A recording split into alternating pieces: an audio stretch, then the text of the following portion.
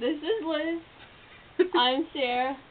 This is our project of awesomeness and slightly grossness. Take it away, Liz.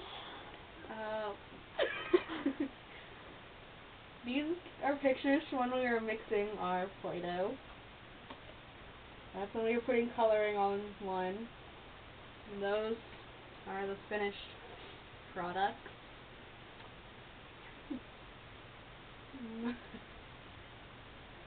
Okay, this is our problem thing that I was just knocked the poster down, and it's what happens if we change the ingredients in a Play-Doh recipe. We changed salt.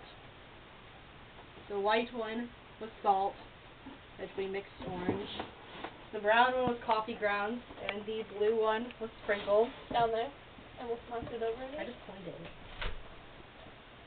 And this was after we added food coloring to our salt one. So these two are the same thing. This is all our data, basically. This one was like, it looked like mashed potatoes, and this one smelled really bad. And that one smelled like a cookie, and then it tasted like a cookie. We had Liz and Aaron taste it, and they thought it tasted like a cookie. And the orange one tasted really salty.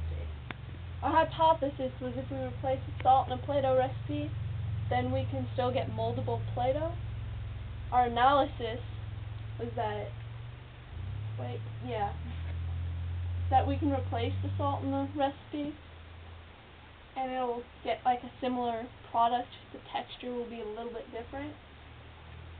Our conclusion was when we replaced the salt in the Play-Doh recipe, we still got a moldable dough.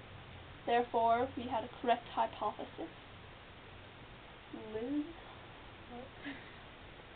Continue on. If you want to go Our limitations. We used the same pot for all the experiments, so the ingredients from the one before might have gotten mixed in. And also, the measuring cups were not completely 100% dried out, so some of it, like the flour and whatnot, stuck in it. I blame Liz.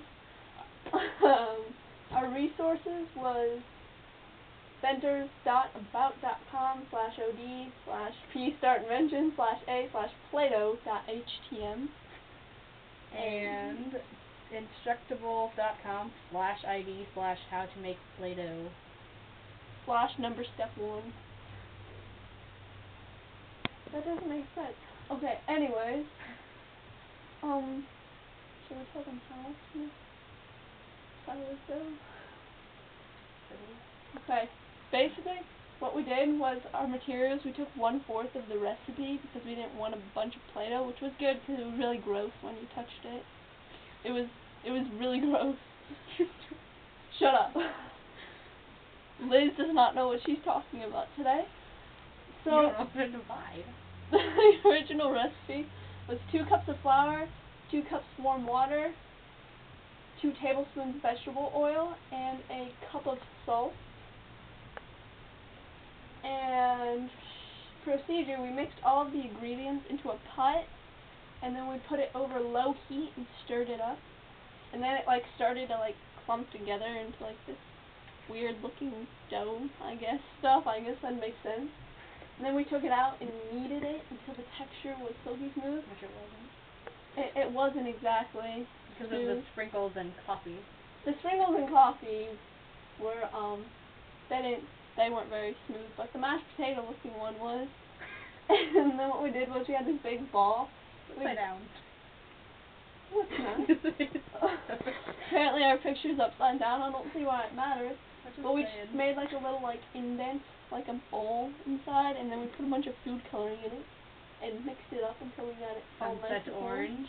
We went from that, which is kind of a deformed picture, to that. Oh. And yeah, so we had a very successful experiment. No thanks to Liz. Actually, she did a little bit. I did. So, Lots. pick that paper up. So yeah, that's our experiment. Pick it up.